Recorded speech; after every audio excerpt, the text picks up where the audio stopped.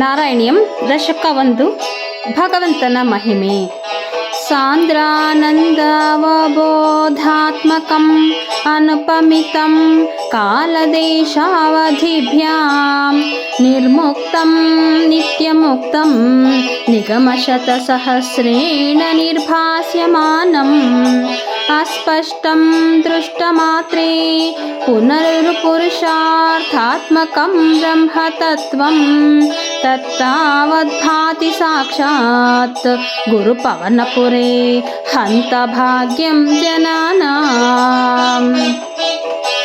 ಏವಂ ದುರ್ಲಭ್ಯ ವಸ್ತುನ್ಯಪಿ ಸುಲಭತಯಾ ಹಸ್ತಲಬ್ಧೇ ಯದನ್ಯತ್ ತನ್ವಾ ವಾಚಾ ಧಿಯಾ ವಾ ಭಜತಿ ಬತ ಜನಃ ಕ್ಷುದ್ರತೈವ ಸ್ಫುಟೇಯಂ. ಏತೆ ತಾವದ್ವಯಂ ತು ಸ್ಥಿರತರ ಮನಸಾ ವಿಶ್ವಪೀಡಾಪಹತ್ಯೈ ನಿಶ್ಶೇಷಾತ್ಮಾನಮೇನಂ ಗುರುಪವನಪುರಾಧೀಶಮೇವಾಶ್ರಯಾಮಃ. ಸತ್ವಂ ಯತ್ತತ್ಪರಾಭ್ಯಾಂ ಅಪರಿಕಲನತೋ ನಿರ್ಮಲಂ ತೇನ ತಾವತ್ ಭೂತೈರ್ಭೂತೇಂದ್ರಿಯೈಸ್ತೆ ವಪುರಿತಿ ಬಹುಶಃ ಶ್ರೂಯತೆ ವ್ಯಾಸವಾಕ್ಯಂ. ತತ್ಸ್ವಚ್ಛತ್ವಾದೆದಚ್ಚಾದಿತಂ ಪರಸುಖ ಚಿದ್ಗರ್ಭನಿರ್ಭಾಸರೂಪಂ ತಸ್ಮಿನ್ ಧನ್ಯಾರಮಂತೆ ಶ್ರುತಿಮತಿ ಮಧುರೇ ಸುಗ್ರಹೇ ವಿಗ್ರಹೇ ತೇ. ನಿಷ್ಕಂಪೆ ನಿತ್ಯಪೂರ್ಣೆ ನಿರವಧಿ ಪರಮಾನಂದ ಪೀಯೂಷರೂಪೇ ನಿರ್ಲೀನಾನೇಕಮುಕ್ತ ವಲಿಸು ಭಗತಮೇ ನಿರ್ಮಲ ಬ್ರಹ್ಮ ಸಿಂಧೋ. ಕಲ್ಲೋಲೋಲಾಸತುಲ್ಯಂ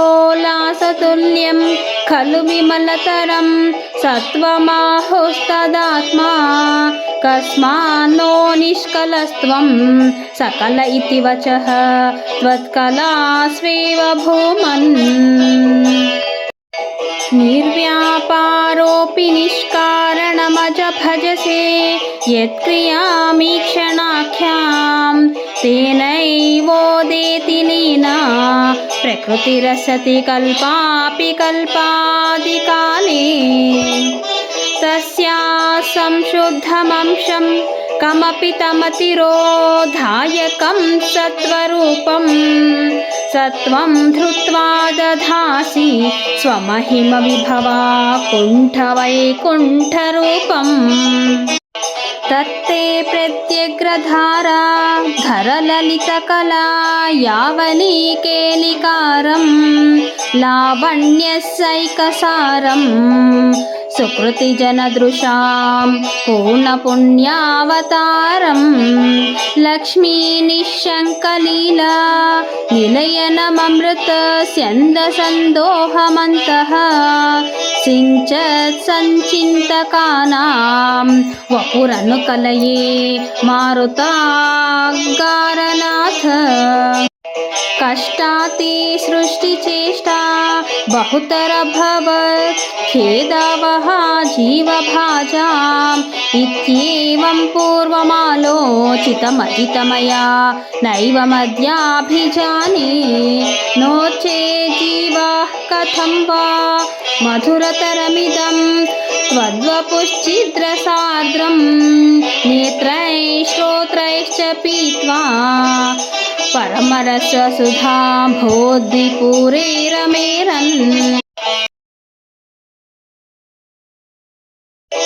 ನಮ್ರಾಣಾಂ ಸನ್ನಿಧತ್ತೆ ಸತತಮಪಿ ಪುರಸ್ತೈರನಭ್ಯರ್ಥಿತಾನಪಿ ಅರ್ಥಾನ್ ಕಾಮಾನಜಸ್ರಂ ವಿತರತಿ ಪರಮಾನಂದಸಾಂದ್ರಾಂ ಗತಿಶ್ಚ. ಇತ್ತಂ ನಿಶ್ಶೇಷಲಭ್ಯೋ ನಿರವಧಿಕಫಲ ಪಾರಿಜಾತೋ ಹರೇ ತ್ವಂ ಕ್ಷುದ್ರಂ ತಂ ಶಕ್ರವಾಟಿ ಧ್ರುವಮಭಿಲಷತಿ ವ್ಯರ್ಥಮರ್ಥಿವ್ರಜೋಯಂ. ಕಾರುಣ್ಯಾತ್ ಕಾಮಮನ್ಯಂ ददति खलु परे स्वात्मदस्त्वं विशेषात् ऐश्वर्यादिशतेऽन्ये जगति परजने स्वात्मनोऽपीश्वरस्त्वं त्वय्युच्चैरारमन्ति प्रतिपदमधुरे चेतना स्फीतभाग्याः त्वं चात्मा रामयेवेत् अतुलगुणगणा धारशौरे नमस्ते ऐश्वर्यं शङ्करादीश्वर विनियमनं विश्वतेजोहराणां तेजसंहारि वीर्यं विमलमपि यशो निःस्पृहैश्चोपगीतम् अङ्गासङ्गा सदा श्रीरखिलविदसिना पापिते सङ्गवार्ता तद्वातागारवासिन् मुरहर भगवत् शब्दमुख्याश्रयोऽसि नारायणाखिलगुरु भगवन्नमस्ते।